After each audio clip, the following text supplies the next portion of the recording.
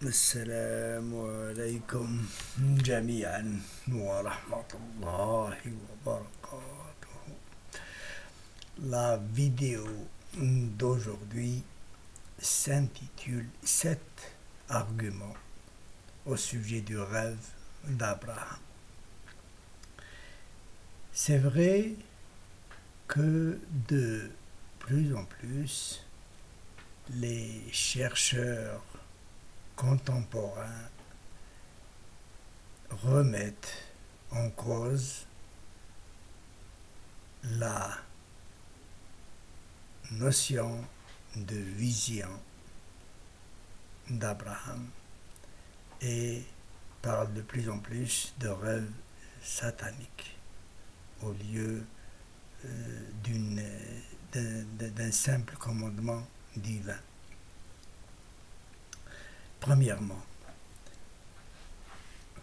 la vision d'Abraham n'était qu'un rêve.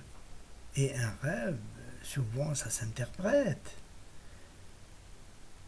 Quand Dieu donne des commandements, il peut procéder de différentes manières, de 3 manières différentes. Et apparemment, Abraham avait considéré sa vision toute brute, sans l'interpréter, sans la décortiquer. Et pour lui, il a eu une vision et c'était un commandement divin. Deuxièmement, le verset 37-102 montre qu'Abraham demande l'avis de son fils au sujet de sa vision. Il lui dit: qu'est-ce que tu en penses? Alors, si vraiment il était sûr que c'était un commandement divin, ça ne se discute pas, ça se commente pas, on applique et c'est tout. Troisièmement, en règle générale, les commandements de Dieu ne doivent pas nous paraître contradictoires. Comment ça se fait que dans un certain contexte, Dieu interdit le meurtre d'un innocent et d'un autre côté, il demande qu'on lui sacrifie un humain? Ça paraît contradictoire et Dieu ne peut pas paraître contradictoire. Quatrièmement,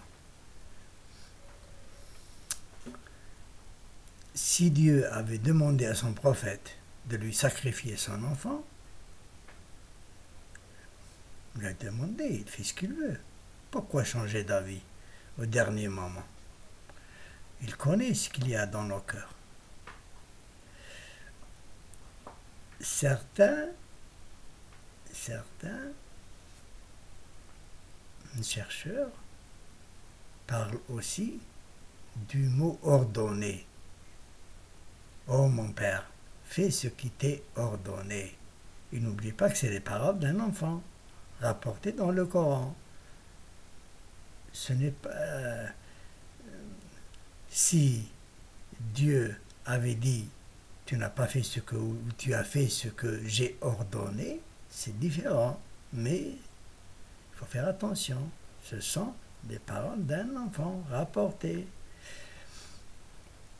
Cinquièmement, l'expression du verset 37-105 aurait été trop banale pour Abraham, qui était un fervent croyant. Comment peut-on dire au plus grand croyant de la planète: oh, tu as cru à ta vision? Cela semble comme une évidence.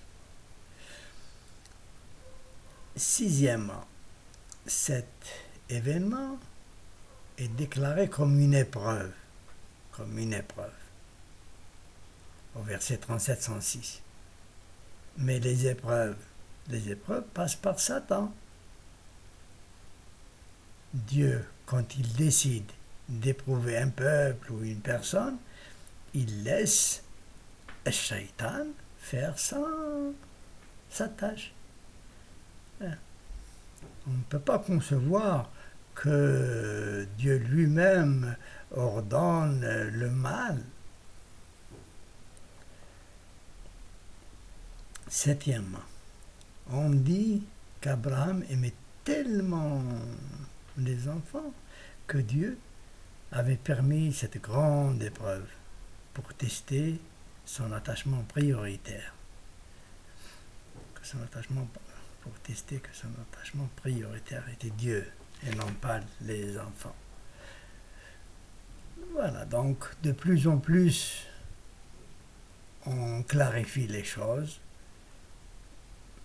Et dans une première vidéo, on a